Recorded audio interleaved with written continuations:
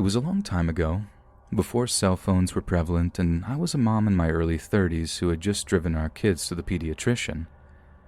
The Macon, Georgia doctor's office was an hour away from our home, and I was just taking the two youngest of my three, then ages 1 and 3 years old, to our scheduled appointment. Because we lived so far away, their office always gave us the last 2 appointments of the day, and we were grateful. The doctor had just built a new building off of a fresh spur of the highway, so the location was quite isolated in every direction, but a very nice facility compared to his old spot by the hospital there. His new building was also pretty far back on the new lot, and my car, a black Jeep Cherokee that we had owned for 2 years, was one of only 4 or 5 cars in the parking lot when we got there. I parked near the front door, removed the kids from their car seats, and for the next hour or so we waited, then saw the doctor, paid, and finally exited back outside. Mine was the only car left in the lot as I loaded the children in their car seats for our trip home, but as the receptionist locked the front glass doors, my car somehow wouldn't start when I turned the key. There was just an odd clicking noise. Gathering the children once again, I knocked on the door until someone allowed us back in and asked to borrow their phone to call a nearby garage for service. I found one in the phone book, and the man said that he would come, but that it might be a bit, so I told him my location, left to go back out to the car, rolled down all the windows, and loaded the children back into their seats once more as we waited.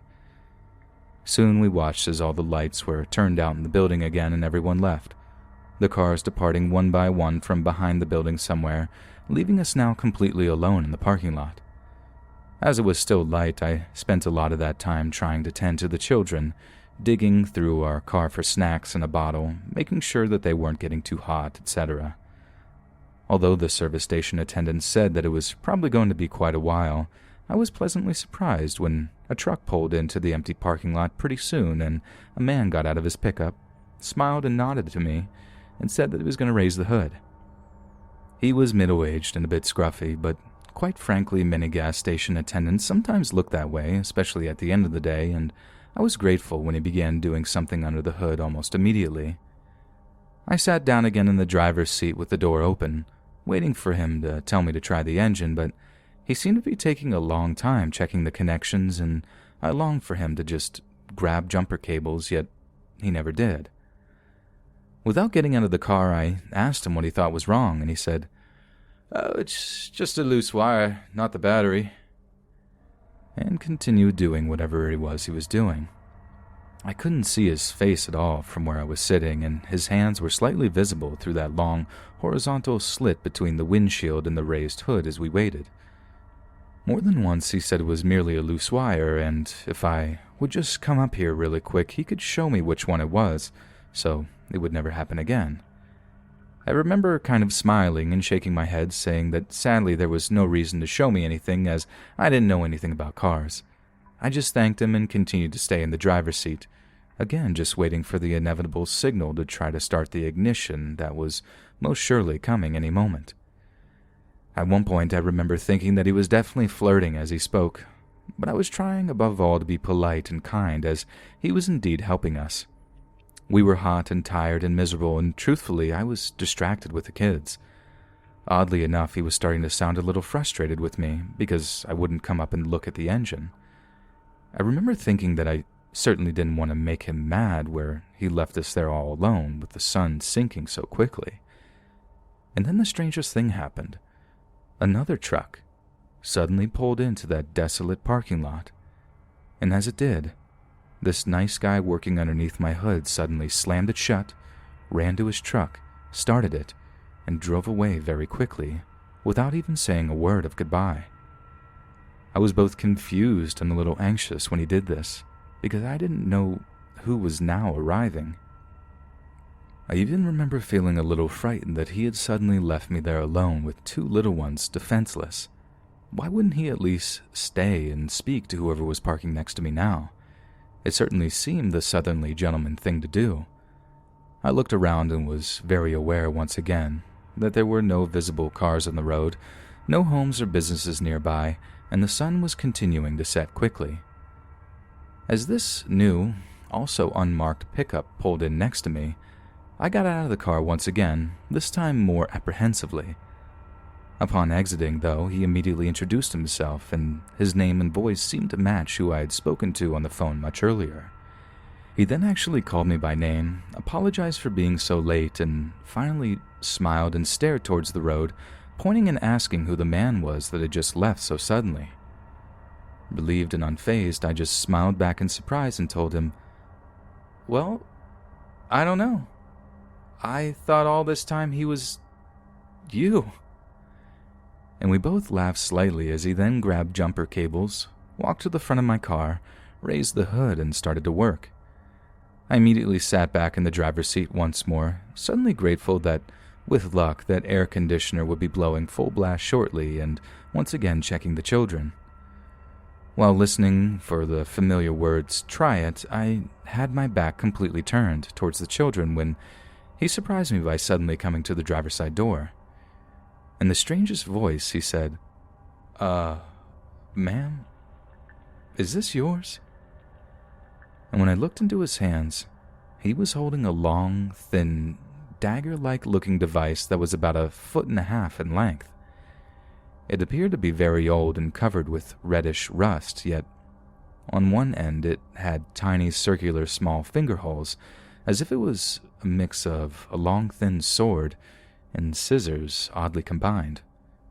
I remember being amazed but not frightened, and I asked where he had found them. "Under the hood," he replied. I said just matter-of-factly that I had never seen them before, but how weird was it that those things had somehow been stuck and undiscovered in my car for all those years? And shook my head in surprise. He continued to stand there and stare at them unbelievingly, and he looked oddly pale too, like he couldn't find the words to speak for a bit, just continuing to stare at the unusual object. Honestly, I didn't care one bit about it. All I could think about was getting the car going, letting me pay him, and leaving.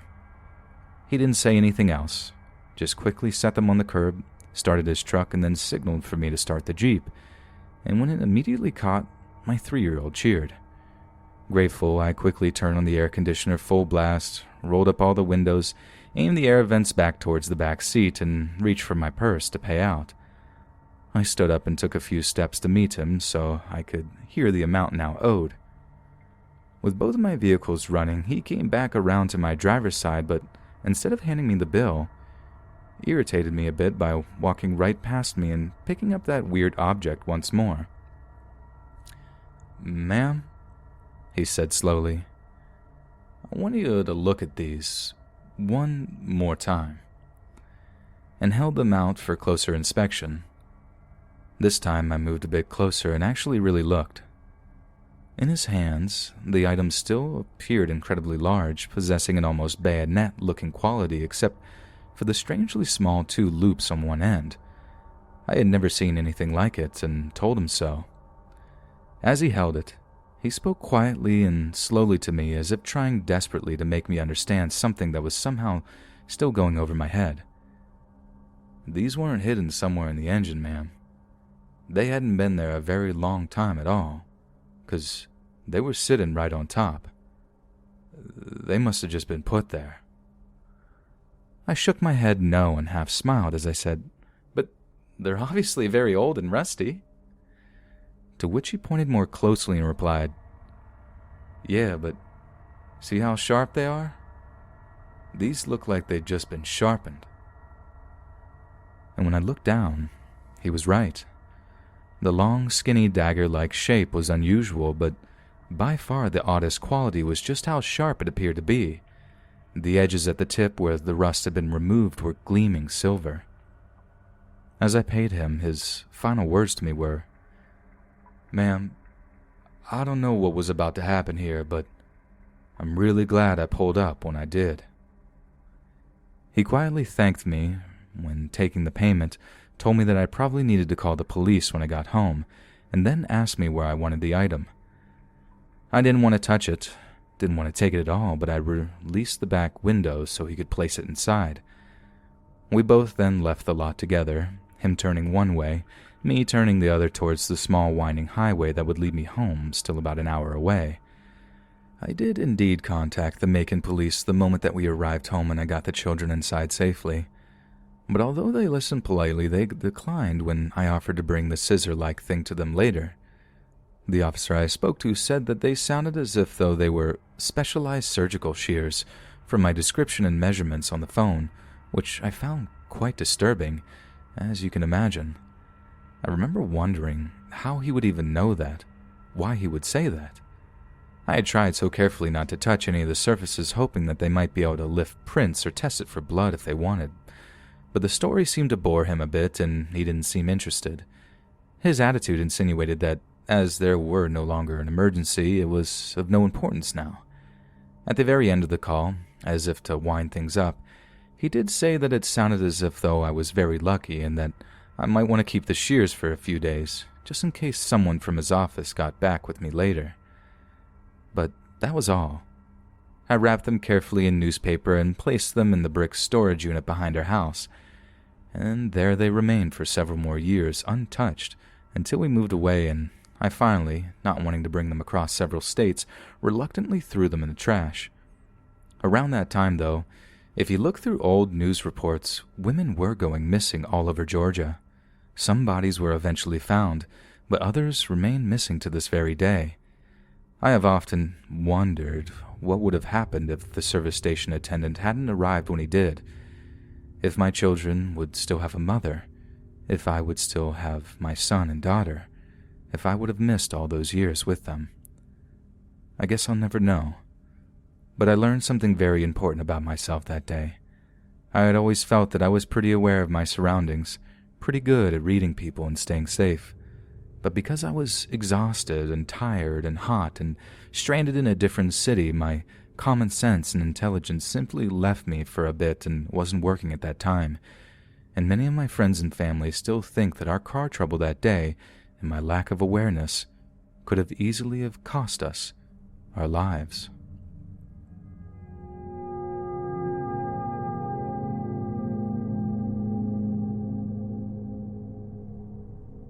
When I was 16, I would nanny for two boys, Brandon, who was 8, and Randy, who was 15. Randy had mental health problems because he was born with liquid in his brain or something. Either way, he was a sweetheart, but you could tell something was off by the way he walked and moved his hands. They had a dog, Gunner, that was an Akita and Yellow Lab mix. This dog was huge and protective. I watched the kids every other week, all day, Monday through Friday. Gunner watched everything I did the first week. I had to gain this dog's trust. That first week the dog made me uneasy because if I was with the kids and they started being loud and rambunctious, he would get between me and the boys and start growling. Even if I wasn't playing with them and happened to be near them, Gunner learned to trust me really quick, though.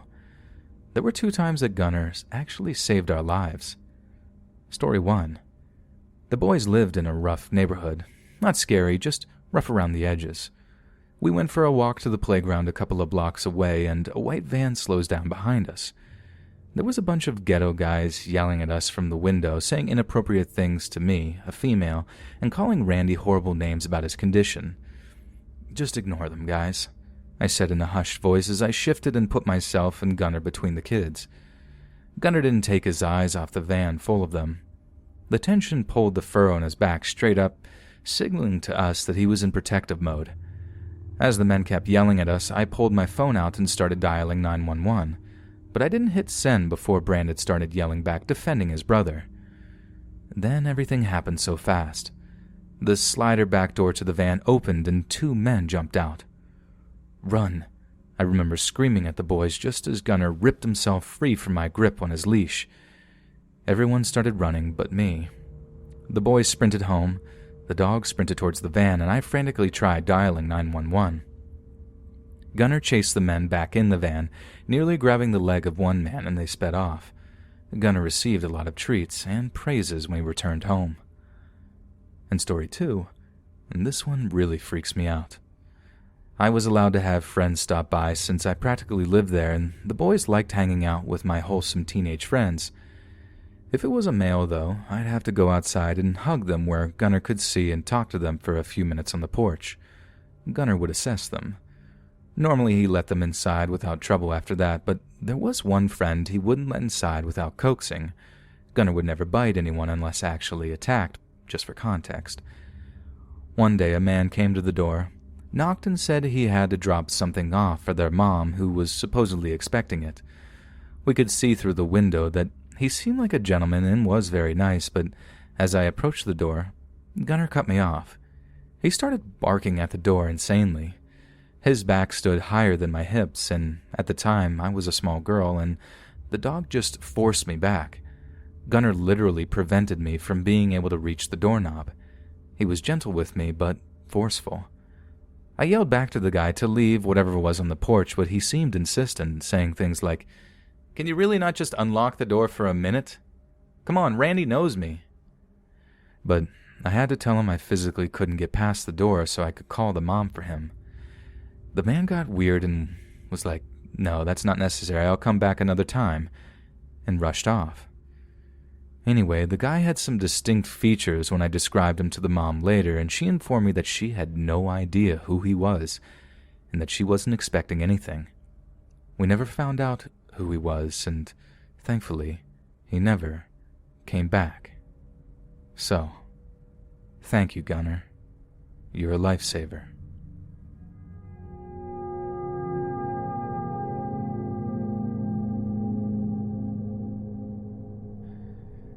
So back in 2007, I found myself working as a bartender at a now-closed pub in my hometown. Not a job I particularly liked, but it paid the bills. At this time, they hired a new kitchen manager that we all simply knew as Kearney. Kearney was a pleasant enough man, mostly keeping to himself, but also stayed late to help the barman do our closing duties, so we all liked him for that. New in town, Kearney had yet to find a place of permanent residence, and I had recently lost my tenants, so someone suggested he ask me. He was considerably older than the tenants I usually took in, but having had a streak of bad luck with tenants my own age, I thought an older man with a nice steady job may be a shift in the right direction, so I agreed. Kearney wasted no time and followed me home that very same night, only he wasn't alone. Enter Lawrence, the boyfriend of Kearney. Honestly, I hadn't even realized he was gay up until that point, but was water off my back regardless, and looking back, what really should have bothered me, though, was Lawrence's appearance. He looked like he had been sleeping on the street, rather more appropriately, as I would later find out. So Kearney moved in. Lawrence was there a lot too, and it was easy to know when, due to his mobile ringtone sounding like the quacking of a duckling. Kearney had some habits that were rather noteworthy to the story. In particular, one, he basically never closed his bedroom door. No matter what he was doing in there, it was always open, and two, although he was a very heavy smoker, he never once smoked inside the house. So Kearney had been living there for about 2 weeks when I had come down with an awful case of pink eye.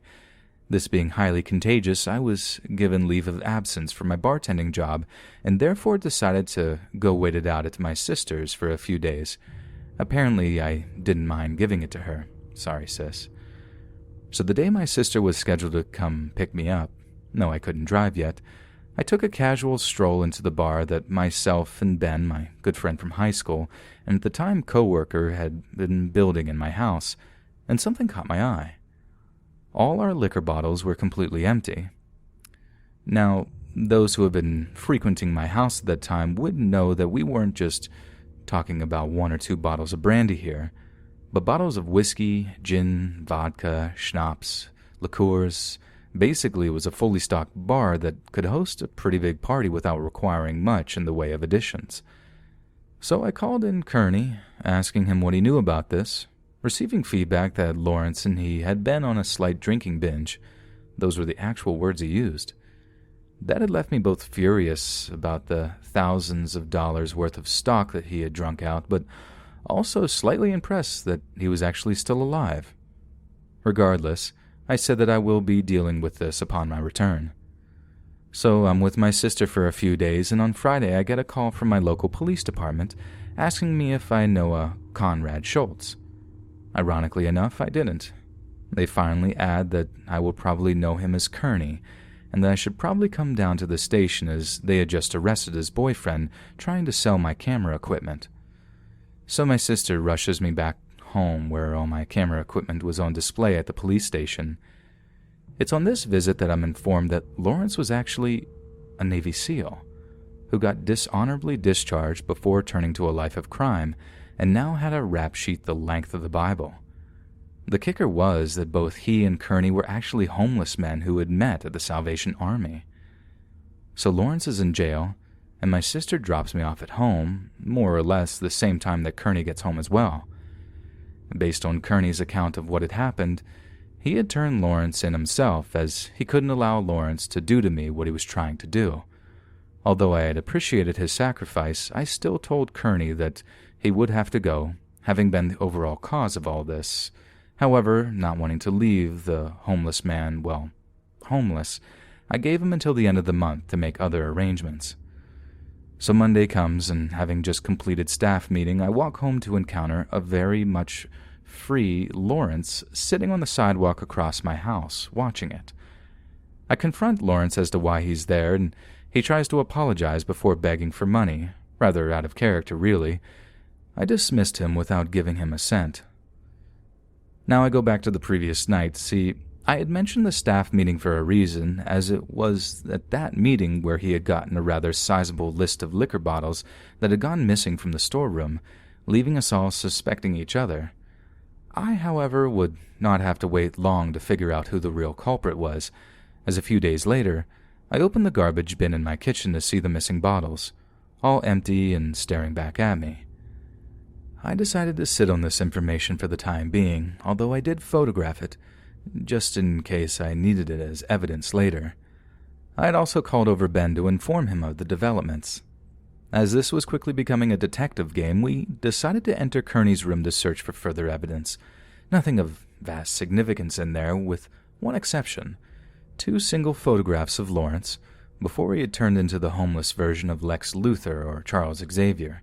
Actually, there were several of Lawrence's things still there, but as Lawrence had spent a lot of time there before the incident, I accepted this as normal. Now I should also add that I had mentioned Lawrence's release to Kearney and had told him that if I even suspected that they were still seeing each other, I would throw him out of the house myself. Only a few days would pass before this came into play. On this particular night, I had been bartending again, and Kearney had constantly been stopping by to help himself to draft glasses half full of wine and half full of Coke, which he would go drink outside the restaurant. We confronted him about this, but as he correctly pointed out, he was still a manager and we had no right to tell him what he could or could not do. On his 4th trip, however, I had grown suspicious and decided to follow him outside, where I encountered Lawrence sitting outside sharing the half-Coke, half-wine concoctions with Kearney. This made me livid.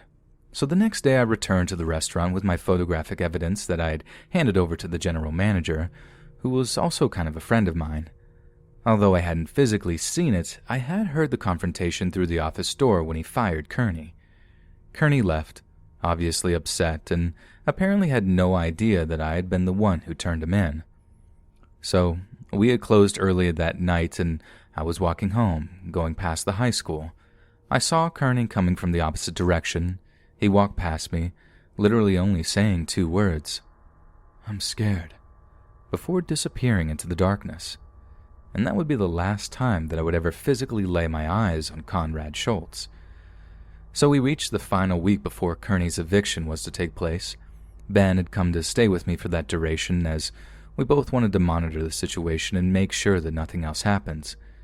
It was in this week that Kearney's behavior suddenly changed. He was constantly smoking in his room and his door was closed 24/7. In fact, neither Ben nor I had caught so much as a peek of him in that entire last week, which we hadn't thought much of at that time. So the day of Kearney's eviction comes around. Ben had gone home for a few hours, and I finally hear Kearney's bedroom's door open. Someone walks out of the room, opens the front door, and leaves. I follow him outside, but somehow he had already completely disappeared. What was left, though, was his house keys, indicating that he obviously wasn't planning coming back. I took a look at the keys, noticing something strange. Although the correct keys were all on the keychain, there were also several that weren't mine. Why would he leave me the wrong keys? I remember thinking to myself as I walked into his room. His room was in a shock, not because of the state that it was in. The two had broken his bed in an act of wild monkey love, but I had known about that already. As I said, he never closed his freaking door. But more that he had already literally left all of his belongings behind, with one exception. You guessed it, the 2 photos of Lawrence. Upon further investigation, I suddenly realized that all traces of Lawrence ever being there had completely vanished, with all of Kearney's stuff left behind. There was one thing of Lawrence left behind, though, his duckling ringtone, which it turned out hadn't been so much a ringtone as an actual duckling, which now strolled around casually in the vacant bedroom, and we named him Neville. So Ben returns and gets updated about the developments, both of us thinking the way that he left was rather weird. Of course, the whole thing had been weird. It was only when I asked the infamous question that this all became a conspiracy theory. Did you ever actually see Kearney in this last week? It was to our shock that we realized that neither of us had. Suddenly putting puzzle pieces together, the changing habits, Neville the duck, the wrong keys, only Lawrence's stuff being gone, it was to great discomfort that we both asked the question, who had really been living in our house this past week? During the next few days, Ben and I went on a mission, searching the town, crawling into drain pipes, trying to find any trace of Kearney's whereabouts, but they all added up to nothing. Conrad Schultz had simply vanished off the face of the earth. That wasn't the case with Lawrence, though. No, he was still around. Having made some new homeless friends, we encountered him several times begging on the streets. I asked him every time, "Hey, where's Kearney, Lawrence?" But he just acted like he had never heard of him. The last time I would see Lawrence was across from work, attempting to break into a car. I called the police on him, and they had arrived rather quickly, arresting him on the spot. While he was being led away by the police, I shouted after him one last time, "Where's Kearney, Lawrence?" But he just ignored me and let the cops drag him away. The next day I filed a police report reporting Kearney as a missing person and suggesting that Lawrence may know something about it, but nothing ever came of it. So Lawrence, I don't know if you did something to Kearney or not, but if you did, please never show your face around my house again.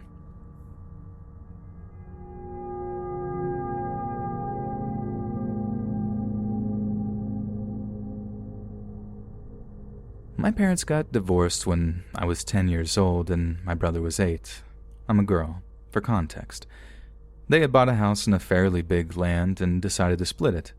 The house was demolished and my mom was building a new house to live with me and my brother. We live in a very small city that is known for its safety. Fast forward to when I was 15, I'm now 25, and the house still wasn't ready. Me and my brother and mom lived in an apartment really close to where they were building the house, so we would check it from time to time. It was an evening when me and my mom were getting back from the market and decided to go check the house. As we were parking in front of the house, the car light shows a man trying to jump the fence to get in. I was really freaked out, but my mom stepped out of the car and shouted at him, asking him what he was trying to do. It was an old guy, maybe in his late 60s. He was really tall, white, and skinny. He was starting to get bald, having hair just on the sides of his head. He just sent really creepy vibes. He jumped off of the fence and looked kind of scared. He wasn't expecting someone to show up because nobody lived in that place yet. He said he lived in the apartment building next to the house and he was trying to cut down a branch from a tree that was knocking on his window. So my mom said he was trespassing and if he wanted to do something in her house, he should have contacted her. She yelled at him to go away and to never come back. We went home and never really talked about it. A few months later, my family finally moved in that house. It's a cute house with lots of trees and space for my dogs to run free. At that time, we had 3 dogs, 2 small ones and a border collie we rescued. Every day, we could hear a teenage female voice yelling at the apartment building next to our house. We figured out it was just some teenage drama because we could hear her say things every teen has said to their parents like, "I don't want to live here anymore," or "You don't get me at all," so we never really did anything about it. Some time had passed and my best friend moved to an apartment in that building. She said that she could hear that teen yelling to her father. And guess who the father was? Yes, the man that was trying to get inside my yard. That freaked me out a little bit, but I didn't have any proof that he was doing something to her. One evening I was eating some fruits in the front of the house with my dogs and I heard some screams, like a man and a woman were fighting. I looked around and figured out that it was coming from the building next to my house. As I looked to the building, I saw a woman falling from a balcony, but couldn't see if anyone had pushed her. So I called an ambulance, and they were really fast with getting here and taking her to the hospital. At the same time, the police came and took a man that I couldn't get a look at to see if it was the same man that had trespassed here. I didn't get to know what had happened that day and who that man was. My dad started building his house next to my mom's. I spent a lot of time in my best friend's apartment. That was just by the creepy apartment. As I said, my yard was filled with trees and sometimes we could see animals there like lizards, snakes, fox, possums. This day, me and my friend were in her balcony and could see a lizard walking in the wall that separated my house and the building. In the balcony next to hers, the creepy man showed up with a gun, trying to shoot that lizard. We started to scream for him, begging him not to kill the lizard. He looked up at us, surprised. I guess he thought he was alone. He didn't say anything, just went back into his apartment.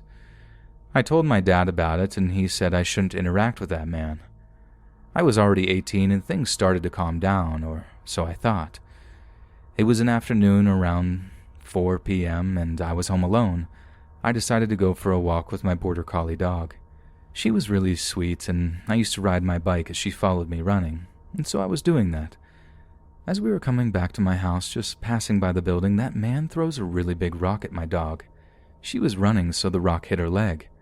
I cursed at him and got back in my house, looking at my dog to see if she was hurt.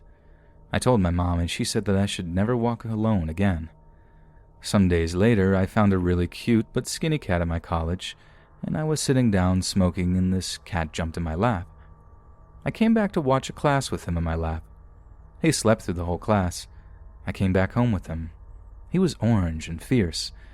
As he was a street cat before, we let him go for walks in my street and everyone liked him. He was really friendly and asked for everyone to pet him. People let him in their houses and frequently sent my mom pics of that cat of their yards or sofas, so we never thought that he was bothering somebody by walking around. At this time, we were forgetting about the violent nature from our neighbor. My family went on a trip to visit my grandma and my dad stayed to take care of our pets. He said one night he heard some footsteps around his house, but as he walked out the front door, he couldn't see anymore. He thought it was just the dogs messing around and went back to his house to sleep.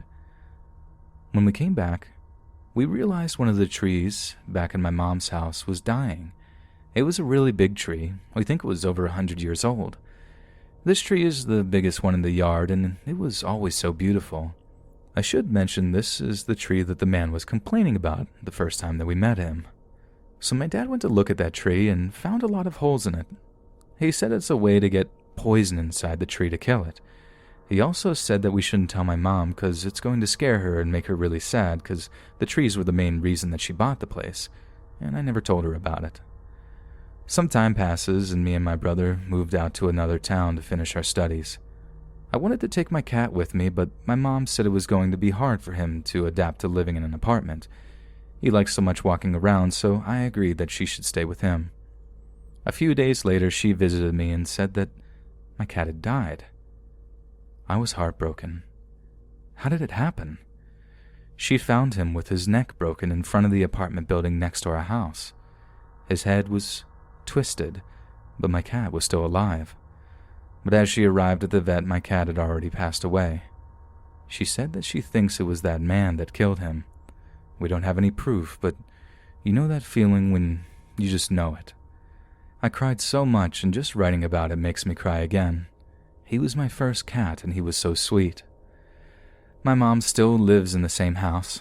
She has 5 cats now, but none of them go out. That man still lives next to her.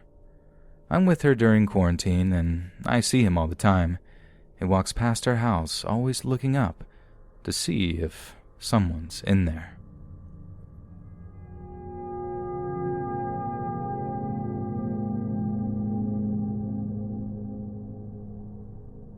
To set the scene, I'm an average height, average size 20-year-old female. I've been told I'm very approachable and perhaps too nice to strangers. I sometimes just don't have the heart to tell people to buzz off, and I definitely should. Obviously, I'm not going to give specific details, but I worked in a restaurant which was inside a bigger shopping center. My stalker, an old man named Eric, worked for the actual shopping center itself and not a store inside it like me. When I was 16 and first started the job, I was quite timid and awkward and let anyone say pretty much anything to me. I didn't quite know what to say when older customers and other employees would make inappropriate comments to me. I would simply just laugh it off, whatever people would say, or not respond. In my 16-year-old mind, this was a lot easier to handle. I had one other friend at my job who was my age, and her name was Jessica. Jessica had worked there for longer than I had, and one day she asked me if I had heard of this guy who worked in the shopping center called Eric. Jessica described Eric as very strange and didn't describe him as frightening or unsettling, or even someone to be afraid of, just as a very eccentric man. Really, she and other employees would laugh at his odd sayings and awkward behavior. Jessica has also told me that Eric had brought her a present on Valentine's Day: chocolate. Anyone would think this was friendly behavior or harmless flirting if he wasn't a 50-year-old something man bringing chocolates to a 16-year-old girl he barely knows. I began to see for myself that Eric wasn't just an innocent old man with a slight crush. He had other intentions. The first time I remember Eric approaching me was when I was filling up a machine near the entrance of my work. This machine was out of the view of all of the other employees, and the restaurant was empty, so this was pretty much the perfect time for a creep to approach without being seen. Eric wasn't supposed to enter my place of work when he was working at the shopping center, so he had deliberately gone out of his way to come and speak to me. To describe his appearance, he is your typical creepy old loner. He was gaunt, had gray hair with bald patches, and had beady little eyes which he never averted from yours, and I can't get them out of my head till this day. Eric must have snuck up on me. As I looked up, he was standing right next to me, a little too close. I could feel his breath on my cheek. "My name is Lucy," and Eric asked me, "Lucy, are you married?" He almost giggled after he asked me this. He had a smirk on his face, which made me feel as if he was trying to pretend that he thought I was older than I was, and at 16, I looked 16. Eric liked to ask me questions that he already knew the answer to, just to see what my reaction would be. Letting me know in his own way that he had been looking up information about me on social media, he would do this frequently. I began to clock onto the fact that Eric had been going a little further than just approaching me at work, and instead stalking my social media accounts in the weeks following this first encounter, such as Twitter and Instagram, when he began asking me very specific questions about things I had posted about it in the days before. For example, I had posted on Instagram about a tattoo that I got, which was in homage to my favorite band. I was serving a customer one day, only to be interrupted by a shrill but quiet voice. It was Eric. His eyes were huge, and he looked a pure excitement and menace on his face. He had yet again entered my workplace when he wasn't supposed to, just to talk to me. He asked me, "Lucy, what's your favorite Nine Inch Nails song?" Eric relished in my discomfort. You could see by my reaction that I was clocking on the fact that he had been viewing my personal social media, and the thought of that made my blood run cold. I felt disgusting and violated. The tattoo I had gotten was covered by my work uniform, so the only way he could have seen it was by going through my Instagram page. This creeped me out majorly, but somehow I just forced myself to forget all about it and carried on working. Over the course of a few months, Eric would come into my workplace more and more frequently, asking me bizarre questions and still reciting back to me things that I had tweeted about or posted on Instagram. Every time I would see him, I would get visibly uncomfortable, and he liked this, and this is what he wanted. All while this was happening, Jessica approached me and let me know that Eric had followed her in his car on her walk home from work, slowly down to ask her where she lived. I had also been told other disturbing news about Eric from multiple different people. It seemed as if he was becoming more invested in whatever his intentions were towards me and Jessica. News had traveled to one of my managers about Eric's unsettling actions towards me, and this manager informed me that a few years ago, Eric was rumored to have followed a young girl who used to work for our restaurant into a toilet.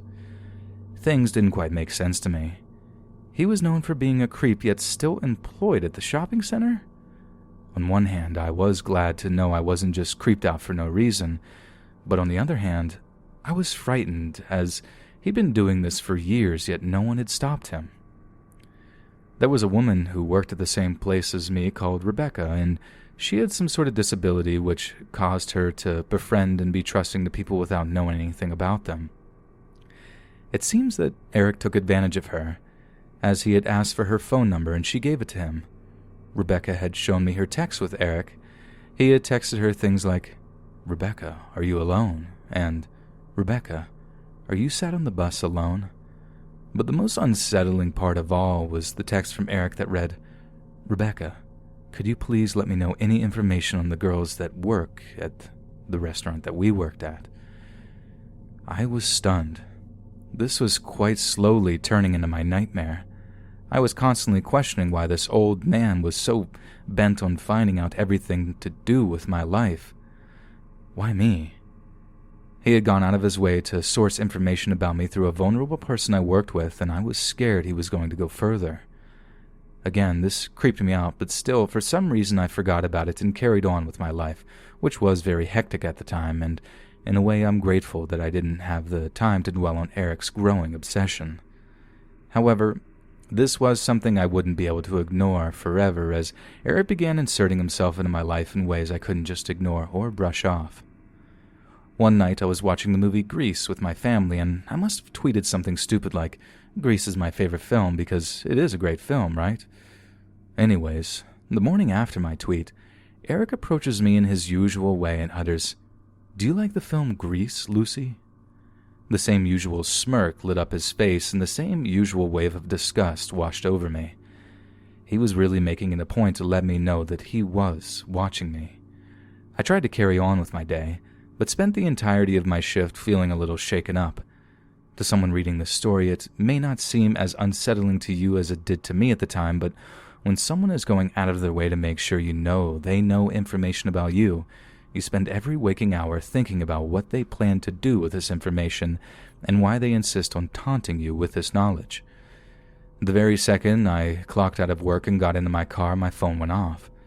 This was a notification for PayPal.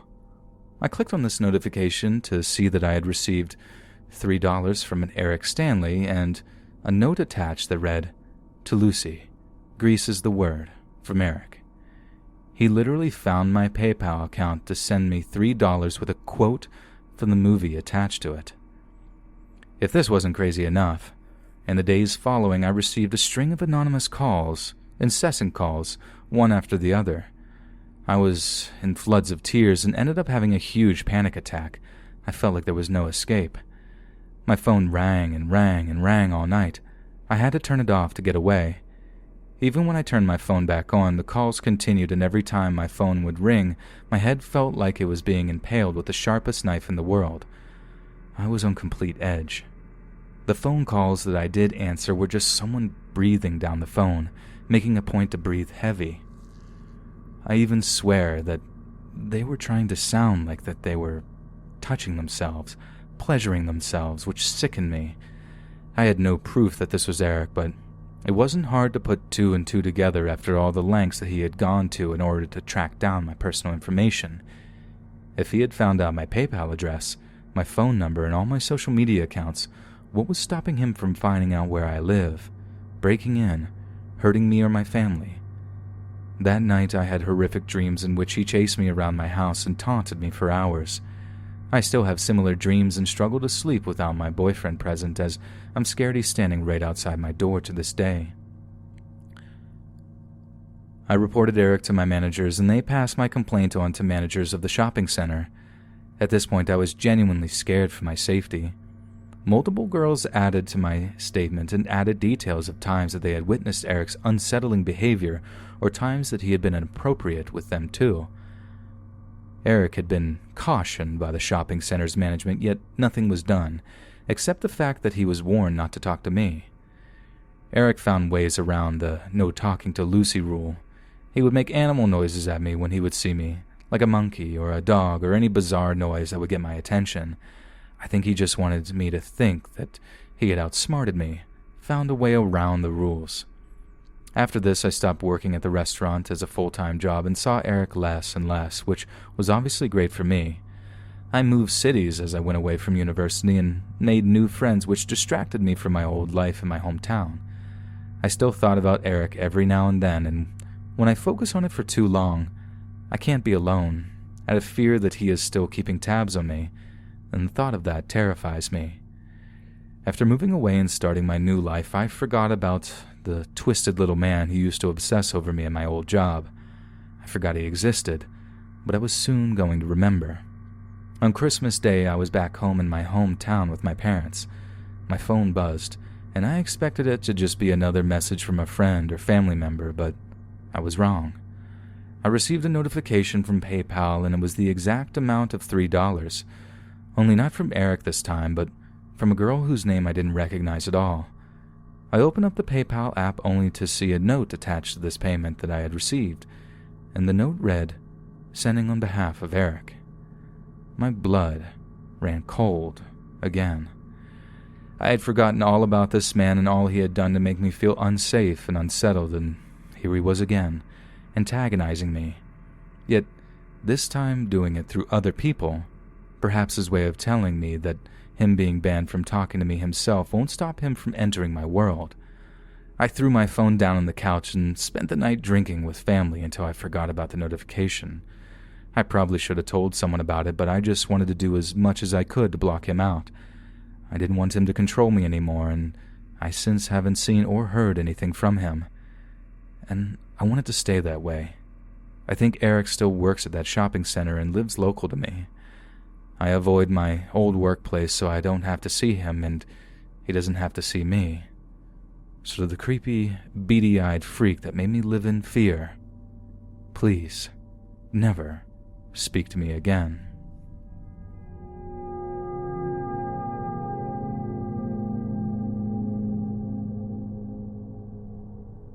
I had broken up with my now ex back in January of 2019. My doing. I was angry at everything and had joined Tinder. Talked to a guy that seemed pretty cool and was quite attractive. I talked to him quite a bit, took a lift down to where he lived. Now his dad had passed away not too long ago, so he moved back in with his mom to help out. I found that very sweet, and so I thought nothing of it. We took a lift to Walmart and to the liquor store as his mom had requested some wine. I had bought a pizza to bake at their home to make a decent impression and had purchased her wine, which she gave me cash for despite my protests, again, trying to make a good impression. This home was gorgeous. They had an old-timey jukebox, and the freaking sink taps in the bathroom were installed in the mirrors. Water flowed from a spout in the freaking mirrors. His mom was as sweet as Southern tea and seemed to have been taking a liking to me. Cool, I thought. So this guy had been messaging his lesbian best friend C and explained that he had helped her out after she broke her ankle and such. Again, I thought, what a nice guy. We drank, we were intimate, and everything was cool. I had told him I had borderline before we met up and had warned him I had scars from previous cutting incidents, but nothing recent. He was fine with it and understood. The next morning, I had an interview at a major company call center, and his mom offered to drive me. Such a sweetheart. I did great in the interview and was offered the job. I immediately texted this guy to tell him the good news. So one day when I was home and had slept for about 8 hours, I wake up to a dozen text messages and over 20 Facebook messages from him.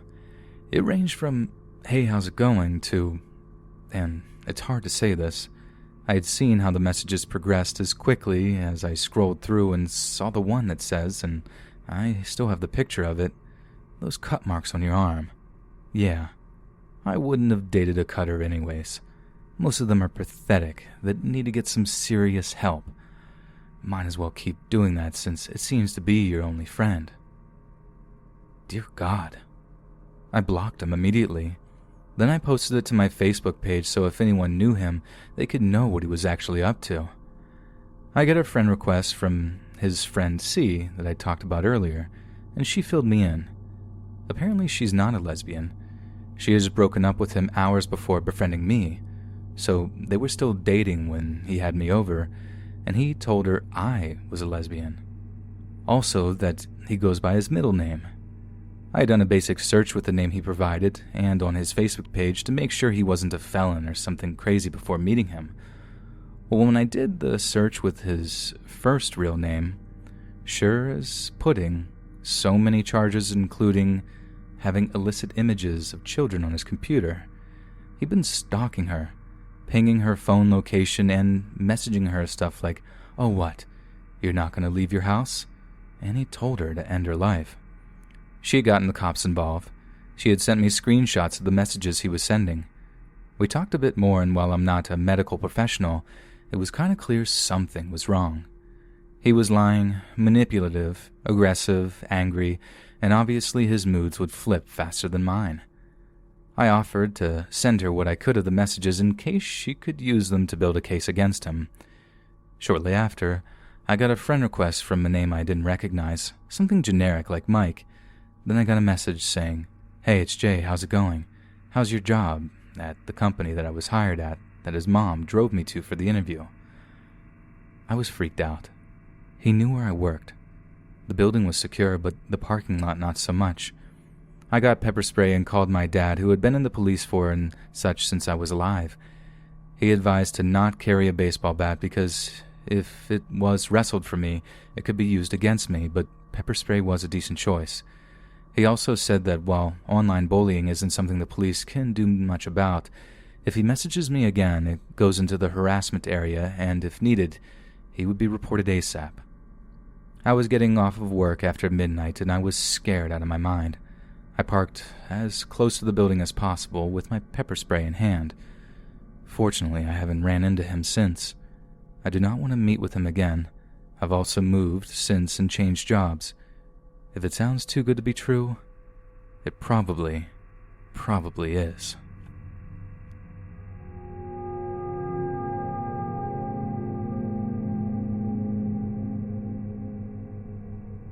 This happened to me 12 years ago when I was a really naive school kid. The more I reflect on it now, the more unsettling it is. I grew up in a rural community which was meant to be really safe, lots of retirees and young families. I'm a trans man, but was a few years away from realizing that at the time, so I just looked like a young girl. My body had developed early, but despite the Jessica Rabbit curves, I was ridiculously baby-faced. The day this happened, I was wearing my ugly junior high school uniform and had my hair in 2 plaits. Aside from my chest, I probably looked about 10. Ugh. My family lived about 10 miles out of the small town I went to school in, and since it was the sticks, there was no public transport and I was too young to drive. Normally I'd get the school bus home, but if I wanted to go to the public library after school, I would go there and wait for my mother to pick me up after she finished work. If anything went wrong, I had nowhere to go. So on the day this happened, I had gone to the library alone and headed to the young adult section. It's very clearly aimed at teens with posters and beanbags and things of that nature. Normally there would be other kids there, sometimes families, but today there was only a middle-aged man sitting alone in one of the chairs. He instantly made me feel uncomfortable. It wasn't his appearance, which was dirty-looking, badly dressed, balding, overweight, dirty teeth. He didn't look homeless, just like a slob. But this space was clearly for teenagers and their families. He wasn't even reading or anything, just sitting there looking around like he was scoping the place out.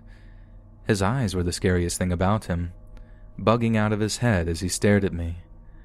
I didn't want to be anywhere near this man. Quickly, I grabbed a few books off the shelf and went around the corner to sit in a chair in the adult fiction section. This section was also deserted.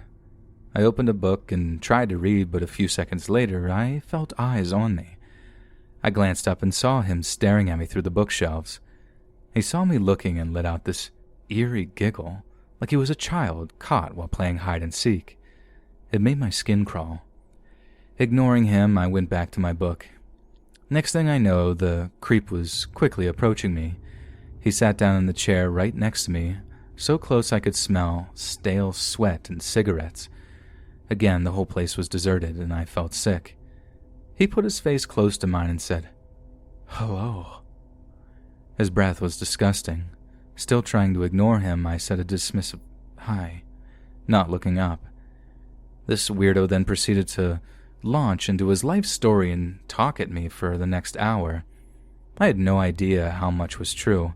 He talked about his stage parents with no explanation of what he meant. He talked about being in the military and how he was detained in a psychiatric institution. He told me he had escaped and spent days living in the woods before they caught him. And the whole time I was terrified. I wanted to get a librarian, but I was so scared he might get angry and turn violent. He had made it clear that he was psychologically unstable. At one point, he told me his name and asked for mine. I was panicking too much to give him a fake one. The worst part was he asked me how old I was. Again, too scared to think of a lie, I told him I was 14. I hoped it would put him off. Nope. He brightened up and said that he'd wait until I was old enough to marry him. He said I was a good-looking girl, nice and a good listener, and that I'd make a good wife for him. At that point, I hadn't even held hands with anybody. In a huge turn of luck, my phone started to ring. Instantly, I answered it. It was my mother, telling me she was parked outside. Flooded with relief, I told her I'd be out in a moment. Looking back, I should have stayed on the phone, but for some stupid reason, I thought I'd be in trouble if I told her about the man. I grabbed my things and told him my mother was here and I had to go. My blood ran cold when he told me that he had seen me before and would be waiting for me to come back. I don't know why I didn't tell an adult. I think I was scared, both of getting in trouble and even more of him getting mad and doing something to me. I was so ill-equipped to deal with something like this and probably hoped if I just ignored it, it would go away. The next day I did tell some friends at school. One told her mother, who was horrified. My friend had a lot of younger siblings and they often went to that library. Often we went together and they had driven me home before. That turned out to be my saving grace. I have no idea what might have happened otherwise. That day after school, my friend and her mother went to the library with other siblings as they were already planning to do. It turns out this creepy man really had been watching me intently. He was back and proceeded to approach the family and ask about me by name. The mother told him he needed to stop harassing young girls and threatened to call the police. I'm still so grateful to that woman for standing up for me like that. Miraculously, it seemed to work. I never went to the police, but no, I probably should have. I lived in that area for another 5 years and never saw him again. Hey friends, thanks for listening. Be sure to subscribe and click that notification bell to be alerted of all future narrations. If you got a story, be sure to submit them to my subreddit, r/LetsReadOfficial, and give and receive feedback from the community and maybe even hear your story featured on the next video. And join my Discord to interact with me and other listeners directly. And if you want to support me even more, grab early access to all future narrations for just $1 a month on Patreon, and maybe even pick up some Let's Read merch on Spreadshirt. And check out the Let's Read podcast, where you can hear all these stories in long compilation form and save huge on data, located anywhere you listen to podcasts. Links in the bio. Thanks so much, friends. And remember, we have to save the Ninja Turtles.